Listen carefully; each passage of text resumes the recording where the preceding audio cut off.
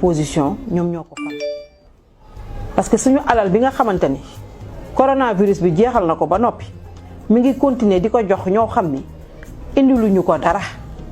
jël suñu institution bu toll ne CSE jële fa ñi nga xamante ne bu démb ba muy metti ñoom la woon indi fa ñoo xam ne dañ ne woon vision yemul jam ñaajo mu teg leen fa ñuy jël suñu alal bi di ko noose ña nga xam ne kenn déggu leen fa woon mu indi leen fa teg leen fa te moom bokkoon na ci ñu doon wax ne HCCT institution budgétivore la kon moom bu ñu ko joxee institution boo xam ne xamuñu lu mu indil askan wi da ko waroon a bañ waaye nag bu dee sa intérêt kese moo la soxal intérêt askan wi soxalu leen lu ñu leen jox ngeen di jël réew nag bu demee wala nguur bu demee bay jeexal paccoo mooy nekk dañuy paccoo nguur gi di paccoo li nga xamante ne askan wi ñoo ko moom moo tax message bi leen askan wi envoyé keroog moom président Macky Sall xaaru ko woon yaakaaroon ne milliards yi mu dugal ci xëyu ndaw ñi yegg na fa mu war a yegg waaye moo ko gën a xam ni yeggu fa ndax bu fa yeggoon ndaw yi du ñu wàcc si mbedd mi di toj di sàcc te liñ doon sàcc lan la lekk dañoo xiif liggéey amul ci réew mi 9 ans après ngay soog a naan dégg naa seen message dinaa génnewaat 350 milliards 350 milliards pour lan orienté waat ay budget yoo xamante ne dafa waroon duggaat feneen parce que ña nga war a fal nga falul ña nga war a fal nga falul ñi la war a wax dëgg ñoo la ko dul wax ndax ku sa intérêt rek soxal duñ la ko wax président de la république yow laay waxal nit ñi dañoo sonn 9 ans nga def ci réew mi li la fa des bareetul donc il faut sortir par la grande porte moom mooy lan li nga diggee woon ak askan bi nga wàccoo ak ñoom c'est bien beau waaw nit ñi sonn nañu génn nañu rek soit ma jox leen 350 milliards et les milliards yi nga investir yow na nga xool bu baax te xam ne askan bi ñoom ñooy sa opposition numéro 1 benn opposition ñi la topp ñi la doon xas démb ànd ak yow xam nga ne ñooñu gëmuñu dara seen bopp la ñu gëm askan wi sax dañ leen a weddi gis nañ ko ba ñan la ñuy topp ay ñi nga xamante ne c'est la nouvelle opposition les jeunes là qui arrivent ñi leen jox ay promesses yoo xamante ne de rupture yoo xamante ni moom la ñu bëgg a dégg te jeunes yooyu dañoo raam bay egsi fa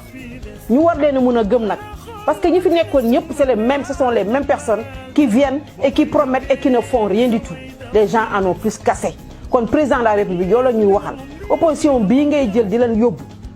ki ci mujj mooy Issa Sall bu pur lu mu la waxul amul trahir na partem ñëw fekk si la pour nga koy jox ay ministre conseiller ñooñu xam nga ne conseiller wuñu la dara ndax professeur Amsatou Sow Sidibé wax na ko fii sa conseiller yooyu jëraluñu amul benn importance ci yow mi wax premier ministre amul importance xam nga ne ay conseiller amuñu importance ci yow jël leen rek leen caser ay personnel politique askan wi di dee nit ñi dañ cee sonn opposition bii fi nekk même opposition bi rek la bu guddee ñu bu cëggee ñu nekk ci caméra yi di wax bu guddee ña nga ca palais ba di raasaatu pour am ay poste nit ñi nag dañ cee sonn yow xam nga ne message bu la Sénégalais yi envoyé message bu leer naññ la tàyyi nañu ci discours yi ngeen leen di wax depuis les indépendances ba heure bi des promesses non tenues am naa lii ay slogan yoo xamante ne ça ne donne aucun résultat da ngay déglu ñu di la wax dëgg kenn bañu la ñoo la fal président de la République ñi nga xamante ne ñi ngi topp sa ginnaaw di la wax ne ñii bëgguñu la ñii ñoo la bañ ñii ñoo la bëgg ñoom bëgguñu la nga daanul nga bëgg la ñu bëgg ndax ay xar lañu fu verte rek ñax bu verte rek la ñuy wër pâturage rek boo fi jógee bu subaa ñu dem dal yi feneen amuñu gàcce googu ko opposition bi fi nekk xam nga ne loolu du opposition bu bees bi nga xamante ni ak les lanceurs d'alerte yi fi nekk di la envoyer ay messages yoo xamante ni boo leen déglu woon li la dal keroog du la dal waaye nag toppal si ñoo xamante ni seen intérêt lañ fi nekk bu ko defee booy génn fii dafa sortir par la petite porte te loolu waru la tu es né avant après les indépendances nit ñi dañ la wóolu bul topp ñoo xam ne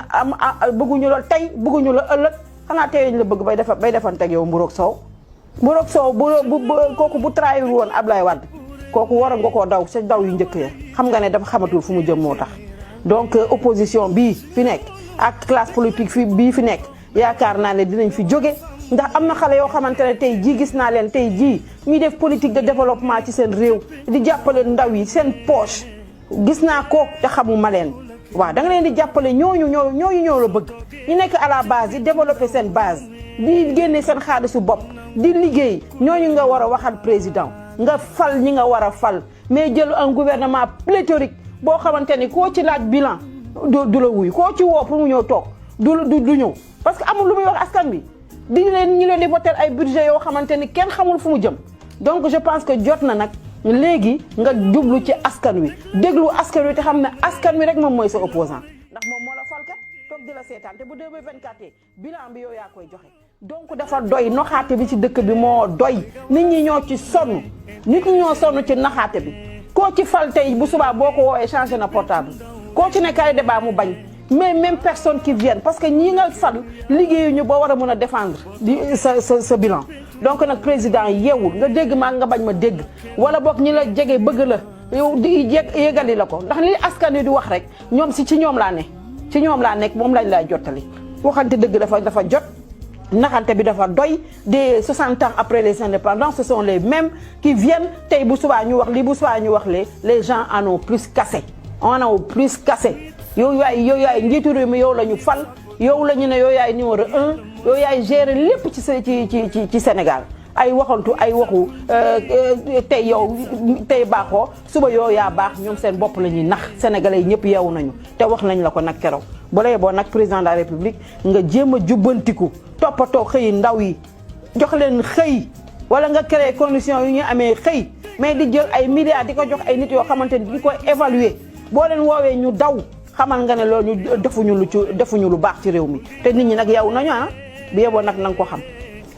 maa ngi leen di